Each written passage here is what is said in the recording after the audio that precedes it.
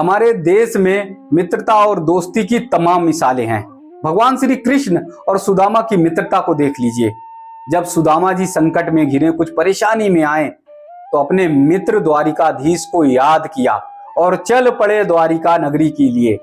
और जब द्वारिका पहुंचे, भगवान श्री कृष्ण को यह पता चला कि उनका बचपन का सखा आया है, उनका बालपन का सखा आया है, जिसके साथ उन्होंने पढ़ाई की, जिसके साथ उन्होंने खेल कूद किया, तो दौड़ पड़े अपने सखा से मिलने के लिए।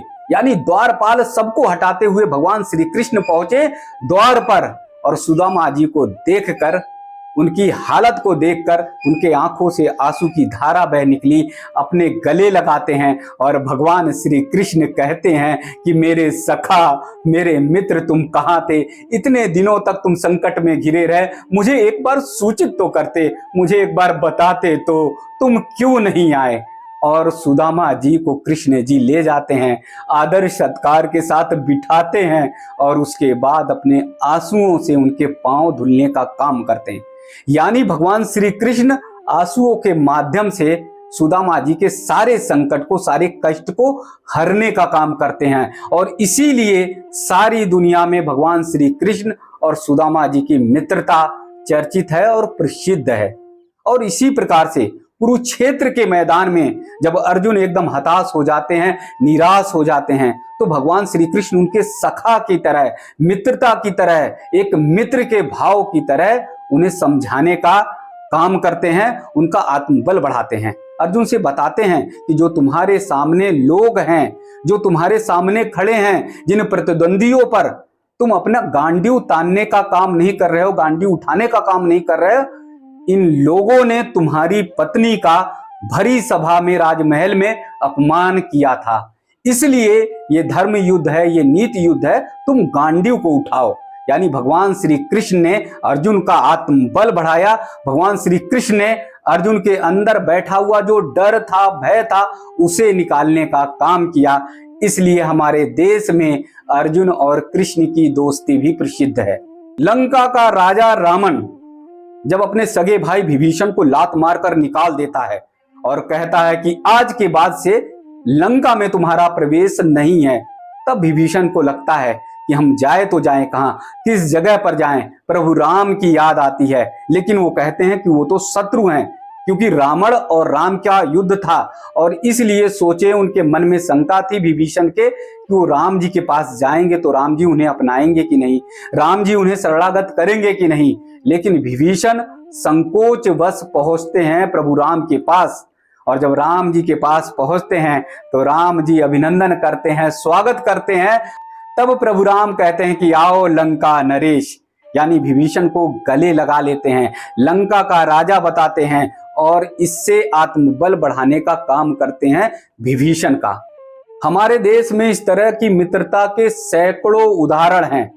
लेकिन उसी देश में अगर कोई छात्र आत्महत्या कर लेता है और उसका साथी, उसका मित्र उसे बचा नहीं पाता, उसे बचाने की कोशिश नहीं करता, तो इससे बड़ा दुर्भाग्य कुछ और नहीं हो सकता। जिस प्रकार से कोटा में छात्र आत्महत्याएं लगातार करते जा रहे हैं, 9 महीने में 25 छात्रों ने आत्महत्या कर ली, मौत को गले लगा लिया।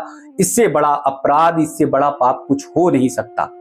छात्र को बचाने की कोशिश और प्रयास सबसे पहले अगर कोई कर सकता है तो उसका मित्र कर सकता है, उसका साथी कर सकता है, उसका सहपाठी कर सकता है, उसका सखा कर सकता है। क्योंकि जब वो कोटा में पढ़ाई करने के लिए जाता है तो अपने माता पिता से दूर हो जाता है।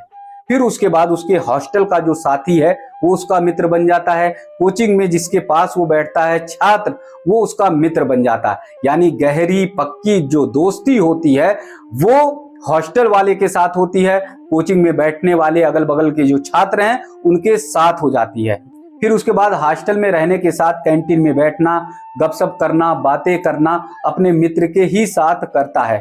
ऐसे में कई बार 1-2 छात्रों के मन में बदलाव आता है, परिवर्तन आता है, यानी धीरे धीरे उनके कदम आत्महत्या की ओर बढ़ते हैं। उन्हें लगता है कि वो कोटा में रह रहे हैं, वो पढ़ाई नहीं कर पाएंगे, पढ़ाई में कमजोर हैं, उनकी प्रतिभाएं आकी नहीं गई, और जबरदस्ती उनके माता पिता ने उन्हें कोटा में भेज दिया है पढ़ने के लिए, यानी डॉक्टर और इंजीनियर बनने के लिए।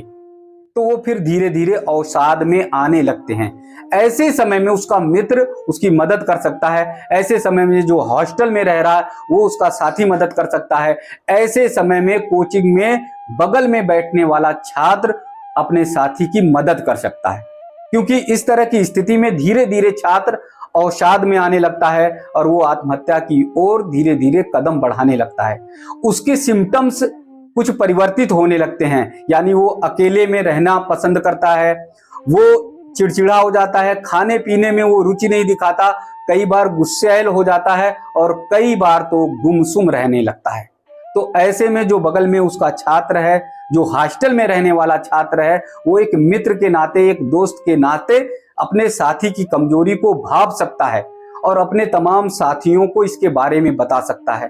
कोचिंग में जाकर अपने टीचर्स को बता सकता है और जब उसके जीवन में बहुत बड़ा परिवर्तन नहीं आए, बदलाव नहीं आए, यानी छात्र अवसाद से बाहर ना आए, बार बार एक ही तरह की गतिविधियां करे कि जिससे लग सकता है कि कोई अनहोनी हो सकती है, जिससे लग सकता है कि वो आत्महत्या कर सकता है, जिससे लग सकता है कि वो मौत को गले लगा सकता है, तो ऐसी स्थिति में फिर मित्र को, साथी को, उसके परिवार को सूचित कर देना चाहिए कि आपका जो बच्चा यहाँ पढ़ने आया है वो किसी भी समय कोई गलत कदम उठा सकता है, क्योंकि वो बहुत ज्यादा डिप्रेशन में है, बहुत ज्यादा अवसाद में है।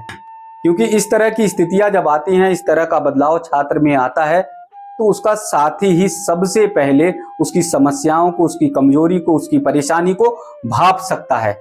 तो जैसे हमने दोस्ती की कथाएं बताई, जैसे हमने दोस्ती की कहानियां बताई और जैसे दोस्त सच्चा होना चाहिए, वैसे ही आप सब दोस्ती को निभाइए। वैसे ही मुश्किल में आए हुए, परेशानी में आए हुए, अवसाद में आए हुए छात्र के जीवन को बचाने का काम करें, क्योंकि हमारे और आपकी कोशिश होनी चाहिए कि एक एक छात्र के जीवन को बचाएं। अभी भी कोटा में ये संकट टला नहीं है। कोटा ही क्यों, देश के अलग अलग कोचिंग इंस्टीट्यूट्स में और जहां पर भी छात्र कोचिंगों में पढ़ रहे हैं और अपने परिवार को छोड़कर बाहर रह रहे हैं, सब जगह इसी तरह का संकट है। कहीं पर भी कोई छात्र अवसाद में आकर कोई भी गलत कदम उठा सकता है। इसलिए हमारी ये कोशिश होनी चाहिए कि एक मित्र बनकर, एक सखा बनकर, एक दोस्त बनकर अपने साथी की कमजोरी को पहचाने और उसके जीवन को बचाने का काम करें। ये बातें मैंने इसलिए बताई कि हम और आप मिलकर किसी भी छात्र के जीवन को बचा सकते हैं। इसलिए इस वीडियो को ज्यादा से ज्यादा शेयर करिए और साथ में कहीं पर भी आपके साथी छात्र पर कोई ऐसी समस्या आती है या अवसाद में आता है तो उसके जीवन को बचाने का काम करें।